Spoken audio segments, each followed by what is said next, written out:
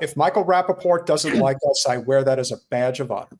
I think that's a great thing. How do we know? How do we know he doesn't like us? And maybe he's been talking shit and I just haven't seen it. About us? Yeah. Yeah, why not? Look, he is very grade D. I mean, maybe we'd be on his radar, but I wouldn't think nobody like that. The fact that he'd be talking about us really speaks poorly of him. Well, he was giving Blakeley a hard time just a few weeks ago. He was? Mm-hmm. Well, but she's got big following. She has a way bigger following than we do. Well, Blakeley has been... No, yeah. I'm saying numbers wise, she does. I mean, she's got a huge platform. Well, we gave Blakeley a nice boost and she gave us a nice boost. One of the biggest clips we've ever had was her coming on, and it's at like 35,000 views now or something. So why not get on the Blakeley train? I was going to play this clip anyway, but it's a perfect transition because everyone talks about Project 2025, but evidently there's a Project Esther is what I think it's called. It's the same. Okay, it's from the same people. It's the Heritage Foundation. But yes, there's a Project Esther, which is the plan to basically suppress all speech about Palestine on college campuses. Like that was, and I don't know if it was only specifically for campuses, but I do know that the plan was to start with really clamping down in that regard. So but that's what Project Esther is, and it is also compliments of the Heritage Foundation. Here's what Blakeley had to say on winding Project Esther. It's time to talk about Project Esther. Let me first preface by saying that this is a story about free speech. So even if you don't care about what's happening in Palestine, which you should, this assault on our First Amendment is so much bigger than just the pro-Palestine movement. They're just using the pro-Palestine movement as a convenient vehicle, the same way that they use WMDs as a convenient vehicle. So don't be a mark. This affects you too. The group behind Project Esther is the same group that's behind Project 2025 and other right-wing initiatives, the Heritage Foundation. In this article, they talk about the group that's behind Project Esther and what they are trying to do. This all started, as this byline points out, even before President Trump was elected. The Heritage Foundation, best known for Project 2025, set out to destroy the pro-Palestinian activism in the U.S. Of course they did, because the right wing, as I say often, is actually organized and actually gets shit done. So it's not a surprise to me that the second October 7th happened, they were already creating new fucking initiatives. And by destroy the pro-Palestine movement in the U.S., the way that they're going about this is through a frontal assault on the First Amendment. So buckle up, let's get into it. I'm not going to go through every single line. I'm going to show you guys all the lines that I highlighted that I think are important to talk about. The Heritage contingent was in Israel in part to discuss another contentious policy paper, Project Esther, the foundation's proposal to rapidly dismantle the pro-Palestinian movement in the United States, along with its support at schools and universities, at progressive organizations, and in Congress. Now, what I want to say, which I think is very important here. Now, if you, Z, Jen, if you've been paying attention over the last 24 hours and the very coordinated Israel lobby messaging that has been going out all over social media, there has been a very consistent message. The most notable, of course, as I like to point out, by Ayel Yacobi, which is free Palestine is the biggest threat to national security. And that message has been making the rounds consistently by all of the Israel adjacent accounts. Whether they're MAGA or not doesn't matter. It could be from anybody and it could come from many different angles, but all comes back to the same goal, which is this Project Esther, which is we must crush the Free Palestine movement. And this is an old project, because if you think about it, during the Syrian massacres and the multitude of massacres in the 1980s, there was a groundswell against Israel's attack on Palestinians, Jordanians, and Syrians back then. And what ended up happening is the BDS movement sprung up internationally, right? And then what's been happening since the late 80s and early 90s, because it's still continued to garner steam, is direct attacks against the BDS movement to paint BDS as terrorist. So now they're using, it is new in a sense, but the playbook is something that Israel has been doing for decades upon decades, nearly a century now, for 75 years. It's the same playbook that they've been doing that they've really been able to hone over the last 3 decades, enabled by Congress, by the media, by institutions. What I'm hearing here is the same playbook they used with BDS. Agreed. All right, we'll continue.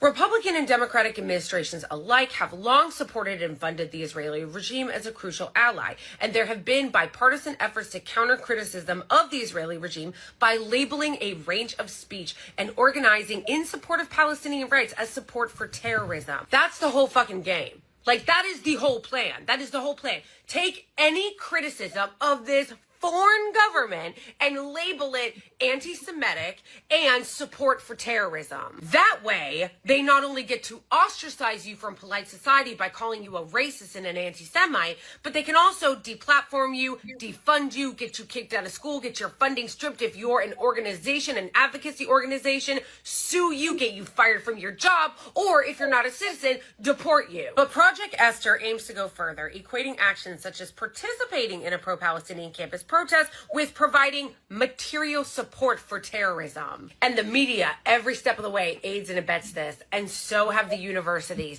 Because this is reminding me of when Tim Dillon, the comedian, was being interviewed by Piers But Do You Condemn Hamas Morgan? And how Piers Morgan, who is allegedly a journalist, allegedly like a news person who should understand this kind of context, had to have this explained to him by Tim Dillon. Again, who's a fucking YouTuber, who's a comedian. Also, You never been? But you never been? I mean, that's the whole thing about Douglas Murray and Dave Smith is this idea of, so excuse me, you're just a comedian. I'm an intellectual, and you have to take me at my word. And no. Have you ever been to Gaza? Have you ever been to the West Bank? You don't have a right to speak on it unless you've been there than 5 years earlier. I can speak on it even if I'm not there because it's a national crisis. You know, it's an international crisis. And then the dude goes, and after he goes, he's like, have you ever been there? That's Douglas Murray. Yeah, the death of the ultra-liberal class is upon us, and I could not be happier. If Tim Dillon is running circles around you, and Tim Dillon's a sharp guy, and he's funny as hell. So I welcome this, but it's also a reflection of how did Trump become president of the United States? It's because as much as people hate Trump, they hate the system that much more. They're still forgetting that that's how we got here. That is not a big secret. And on top of everything else, I call it a form of stolen valor. Jen, I pointed out to you that her name is slipping me, Z, but the lady who's the president of Columbia University, she went out to make the speech. Got booed. Yeah, got booed. And got booed like crazy. But not only that, but she walks out in a doctorate outfit and she doesn't have one. Like, when you're really... Yeah, but they wear different kinds of robes and costumes when you're a presenter and a speaker, and they have different things. It's all kind of weird. There it is. Thank you. And while we have people on here, please hit the like button, but also shout out. So if you guys are not following Punch Up Pod, that's Lila Charles Lee right there that is in our chat, and you guys should definitely follow them as well. They do live streams on Wednesday and Sunday. I'm generally in the chat. So yeah, it's a really good group. Like it actually, their chat always kind of feels like you're hanging out in someone's living room with people that you agree with and that don't try to gaslight you.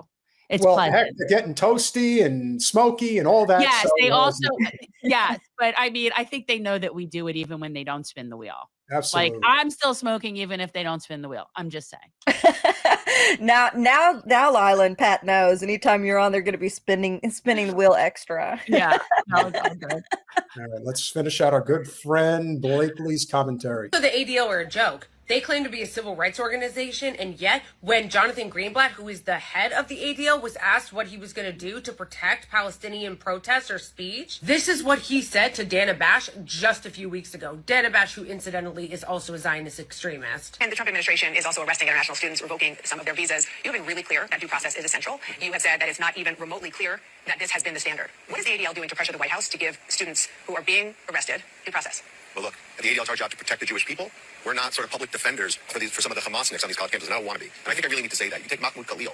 I've been telling you guys for a while that the ADL is trash, and this is just one more example of that. What a fucking liar Jonathan Greenblatt is. First of all, he's racist, so let's just get that out of the way, okay? He's an anti-Palestinian, anti-Arab racist who goes on to call Mahmoud Khalil very problematic because he participated in the pro-Palestinian protests. And as you heard there, called him a Hamasnik. But he's also a liar because he's like, oh, our job is to only protect the Jewish people, not to protect the Hamasniks. No.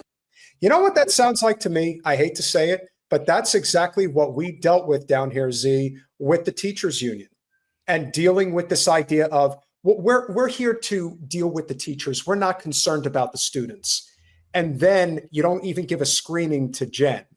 You protect the incumbent. And that comes with direct communication with Randy Weingarten, who basically told us to kick rocks. So it's the same thing. It's totally exploitative of the system. That's what this is about. They might as well all be nonprofits as far as I'm concerned, because that's how they conduct business. Their business is all about the bottom line for their organization. And just so you guys know, in case you don't, Jonathan Greenblatt on paper makes $800,000 a year in salary.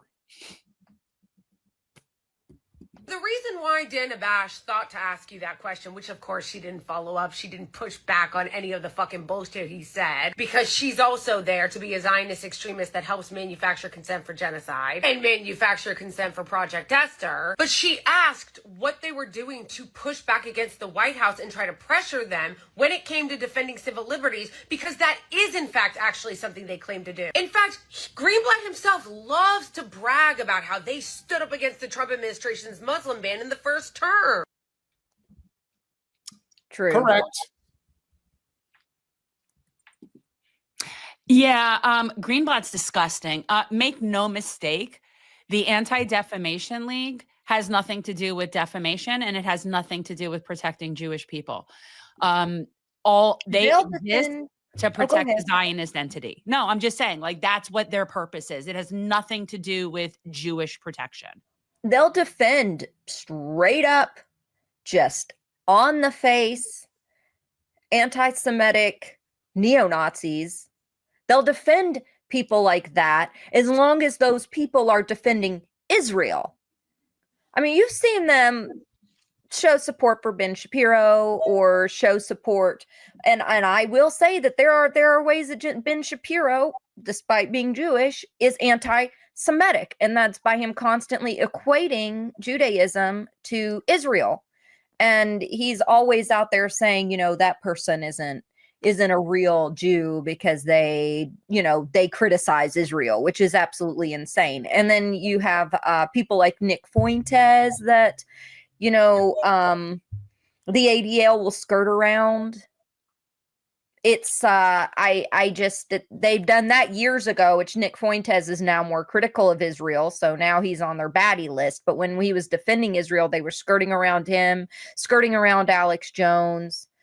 But they will, a pro-Palestine organization like the Electric and Fatah, they'll paint them like this is the most egregious terrorist organization that's ever existed on the planet Earth, and every one of these individuals should be ostracized and arrested, and it's just such a damn sham.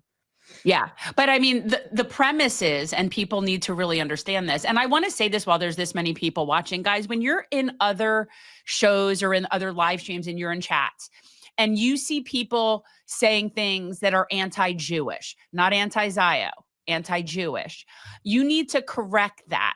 You need to be a voice that distinguishes and explains the nuance to people, because as someone who's Jewish, there is extra hate going around because of the constant conflation between Zionism and Judaism. So I'm asking people, if you participate in other chats and you see anti-Jew stuff, and it's not anti-Semitic, Zionists are inherently anti-Semitic.